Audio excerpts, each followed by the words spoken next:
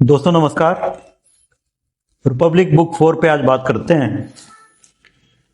Book 3 खत्म हुई थी मिथ ऑफ मेटल से, और उसके बाद सुकरात ने जो कहा कि गार्डियंस की अपनी कोई प्रॉपर्टी नहीं होगी, अपना कोई घर नहीं होगा, अपनी कोई संपत्ति नहीं होगी।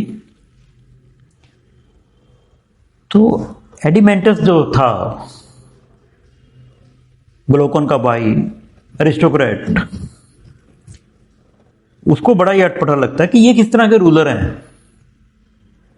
न खाने के लिए अच्छे खाने, न रहने के लिए अच्छी जगह। हा? ये कैसे रूलर हैं? ये खुश रह सकेंगे ऐसे रूलर? तो सुकरात कहता है कि खुशी किसकी जरूरी है, शहर की या एक व्यक्ति की? पूरी बॉडी की या बॉडी के किसी एक अंग की खुशी जरूरी है? पूरे की खुशी जरूरी है। कोई आपने पेंटिंग बनाई है, कोई मूर्ति बनाई है, और आपको पता है कि पर्पल रंग सबसे खूबसूरत है, तो पूरी मूर्ति को भी पर्पल कर दोगे, या जहां पे ब्लैक आंखें चाहिए, आईब्रोज ब्लैक चाहिए, वो ब्लैक रखोगे? ब्लैक रखेंगे। उसकी फंक्शनैलिटी जरूरी है। तो एक एक हिस्से को खूबसूरत बनाने की बजाय, एक एक हिस्से को खुश बनाने की बजाय पूरे शहर को खुश रखना, ये हमारा मेन ऑब्जेक्टिव है। और शहर तभी खुश होगा जब जो काम कर रहा है, जिसके पास स्किल है, उसकी स्किल का ऑलमोस्ट सारा हिस्सा उसके पास ही जाए। वो क्रीम जो दूध की है वो कोई और ना ले जाए। ये सबसे बड़ा जस्टिस होगा। ठीक है, लेकिन ऐसे गार्डियन होंगे जिनके पास अपनी संपत्ति नहीं है, तो शहर को बचाना तो मुश्किल हो जाएगा। कोई हमला हो जाता है, बाहर से कोई अटैक कर देता है, फिर क्या करेंगे? तो सुकरात कहता है कि देखो, दो तरह से कोई भी स्किल कमजोर होती है। एक गरीबी की वजह से स्किल कमजोर होती है क्योंकि उसके पास औजार नहीं होते। एक बहुत ज्यादा अमीरी की वजह से भी स्किल कमजोर हो जाती है, क्योंकि इंटरेस्ट नहीं रहता उस स्किल को परस्यू करने में। बहुत ज्यादा पैसा आ जाए, पेंटर को लगता है पेंटिंग क्या करते रहना सारा दिन, थोड़ा आराम करें। तो स्किल को दोनों ही कमजोर करते हैं, बहुत ज्यादा पैसा और पैसे की कमी। गार्डियन उन दोनों से बचेगा।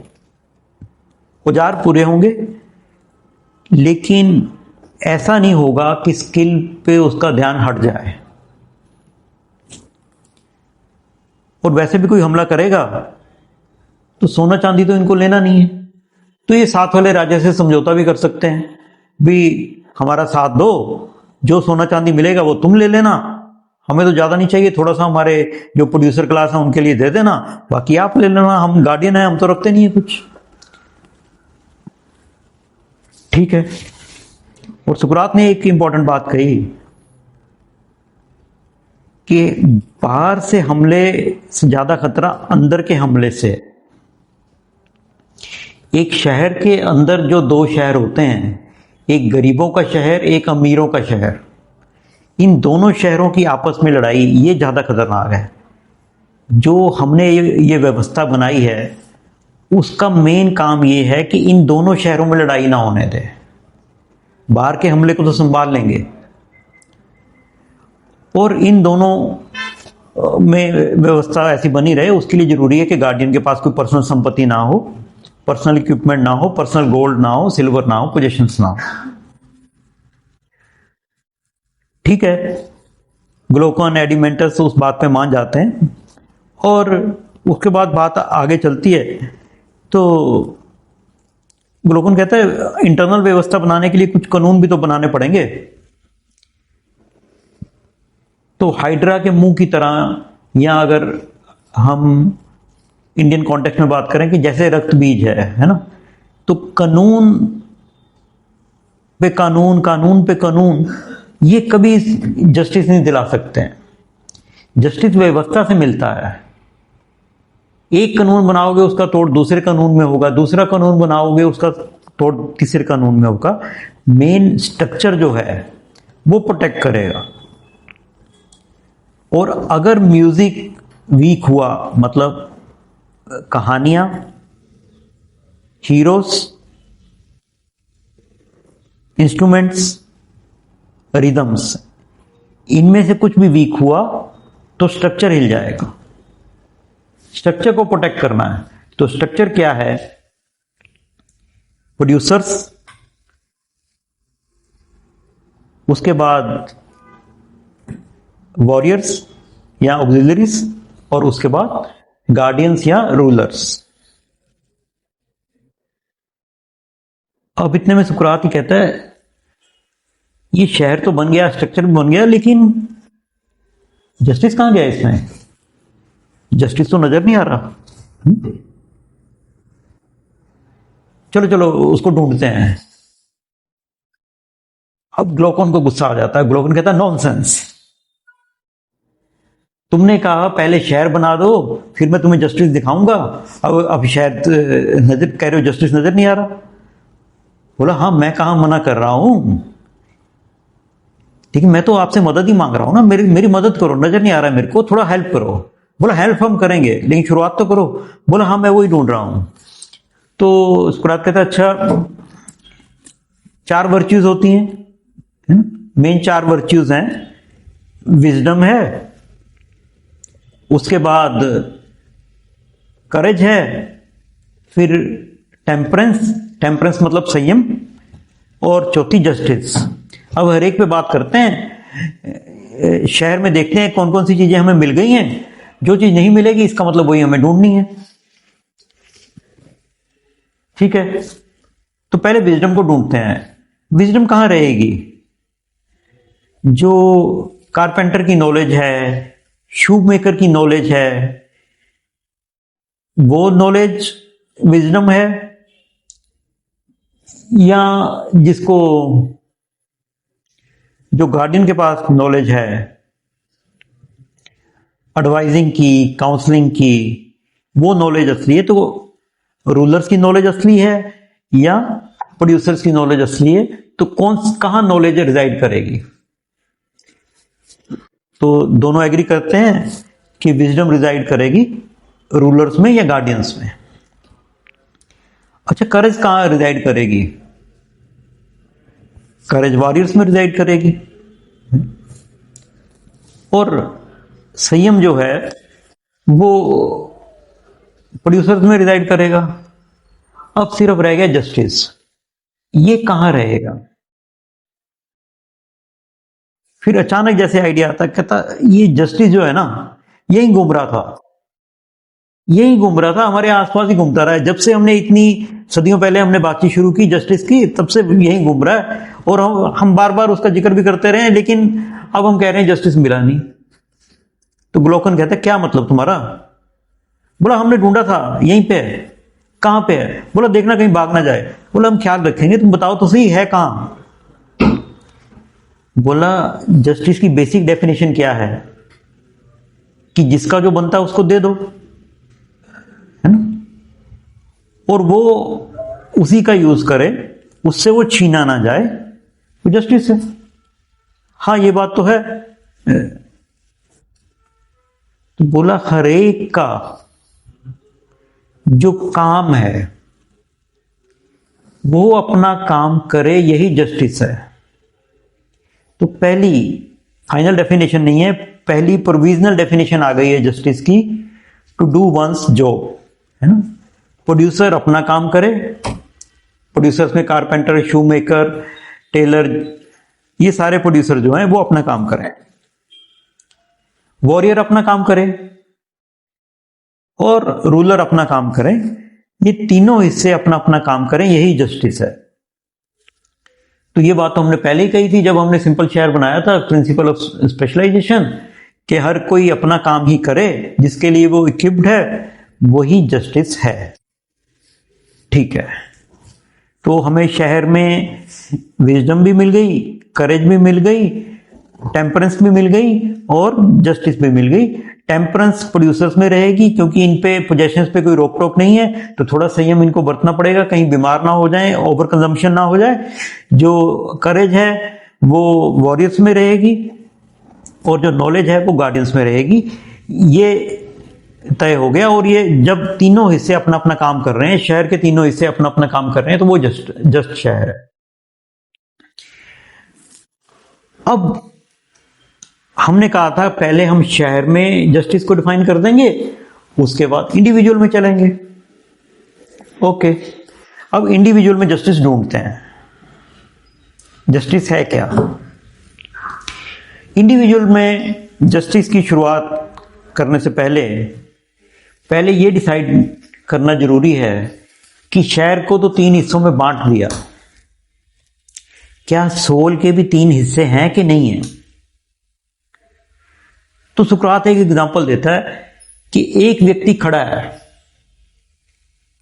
और उसका हाथ हिल रहा है, तो एक ताकत है जो उसको रोक रही है, खड़ा रख रही है, एक ताकत है जो हिला भी रही है। इसका मतलब 2 ताकतें तो एट ए टाइम काम कर रही हैं उसमें। हाँ, 2 ताकतों तक तो डिसाइड हो गया कि सोल के 2 हिस्से हैं। एक हिस्सा जो काम की ओर भाग रहा है, एक हिस्सा चॉइस कर रहा है कि मेरे को करना है कि नहीं करना।